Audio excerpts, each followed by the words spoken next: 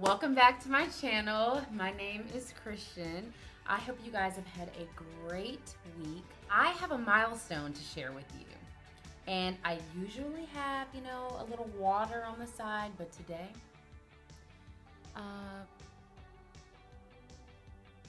we're doing a little celebrating. So, I got some wine. Oh, I'm tasting. I'm tasting a hint of Biden with some Harris undertones. But in all seriousness, as exciting as that is, I'm also excited to announce that after 3 months of studying, I have officially passed my PHR exam. And don't worry, if you have no idea what that is, I will tell you all about it. Just know that it is a great thing. Now, if you clicked on this video, you either know me personally and want to just get an update on what I've been up to lately, but there is also a chance that you yourself are thinking about taking this exam, which is super exciting, and I'm so happy for you. And you want to know a little bit more about the process and what taking the exam was like. So in this video, you're going to get the best of both worlds, so let's get into it. When quarantine first went into effect, I was so restless. There was more time on my hands than I even knew what to do with, but I knew that I wanted to do something productive. The end of quarantine was nowhere in sight, but I felt like I wanted to do something with this time. And so I decided that I was going to take my PHR exam. A part of me wanted to do it because I knew it would be a great accomplishment, definitely something great to go on my resume. But I also wanted to say that I did a little more than binge watch Netflix and experiment with my air fryer during quarantine, although it must be said, I definitely did those things. So to give you a little bit of my educational background, I graduated from Louisiana State University with a bachelor's degree in human resources education and leadership development. For me, obtaining my PHR certification was more of an added bonus to my degree. The PHR certification validates my HR knowledge, it validates my work experience, and it's supposed to make my resume more attractive to employers, and I will definitely let you know if that happens. I'm not sure yet because I'm not even a month off of earning my certification. And for those of you who aren't familiar, PHR actually stands for Professional and Human Resources. So once I was certain that taking my PHR was something I wanted to do, I started the application process.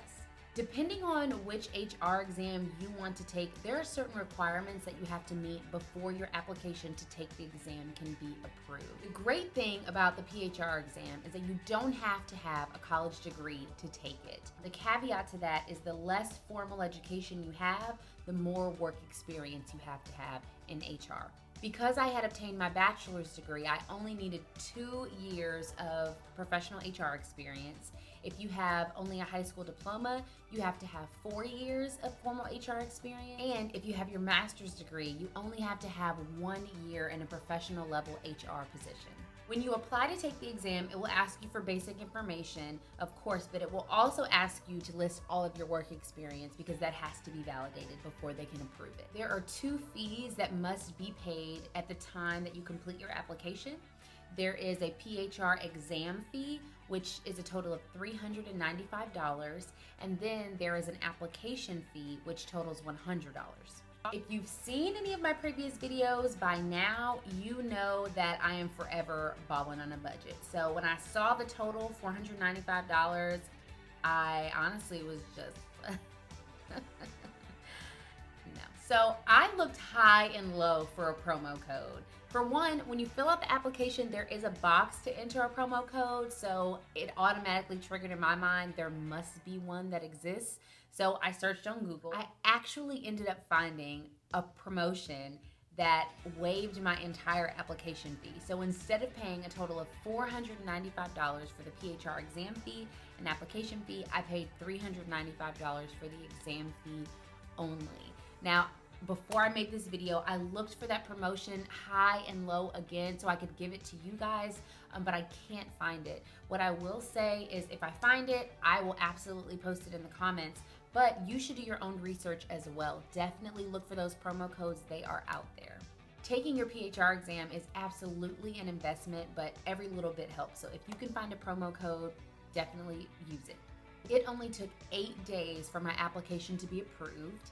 And at that point, I was able to schedule my exam. Now that was really exciting for me because I feel like scheduling it made it so much more real, and it made the commitment much more real as well. And one thing that I will say about those fees with the test is that once your application is approved, you can't get those fees back. They're non-refundable. And what I really want you to be sure of when you're getting ready to apply to take this test is that it's something you really want and something you're really ready for. It's not only a financial commitment in the beginning, but it's also a big commitment with your time, because studying for this exam is no joke. Once your application is approved, you have about a 3-month time span to schedule your exam. I scheduled mine, I'm not gonna lie, my last day to take it was October 25th, and I scheduled it for October 22nd. I wanted as much time as I could to sit with the testing material and to get it into my brain so that I could take this test one time and be done with it. There were 3 things that helped me to pass this exam, and if you're thinking about taking this exam, or really any exam, listen up, because I feel like this could really, really help you. Now the first thing, tell someone. Tell someone, tell anyone. You can tell a friend, a colleague, or you can announce it on a professional networking site. I did both. What this does is that it further solidifies your commitment to taking and passing this exam. It also can open doors for you and bring some unexpected resources. When I started sharing my commitment to taking this PHR exam, both on LinkedIn and to friends, I found 2 friends of mine that not only took the exam one time, but passed it. Those 2 friends of mine are also big reasons why I passed, because they referred me to the study program that I used for 12 weeks. Now, before I asked my friends for advice on how I should go about preparing to take this test, I went on Amazon and I purchased 2 books and a set of flashcards. I ended up spending around $100. Those things just did not work for me. I struggled with those books and the flashcards for maybe 2 or 3 weeks before I said, you know what, I need to ask around, because this isn't working for me. Different things will work for different people because we all have different learning styles. So I really encourage you to take advice, definitely listen to people. That brings me to the second thing that I did to pass this exam, which is to listen to advice. This was my first time taking the PHR exam. I have no idea what I'm doing. Regardless of my HR knowledge from school, regardless of my work experience, I'm brand new to this. So it was really wise for me to ask people who have been in this situation before, who have passed the exam, because that's where I want to be. And that's what I did. I listened to advice. And be open to the experience of others, be open to their feedback, but still have an understanding of what works best for you.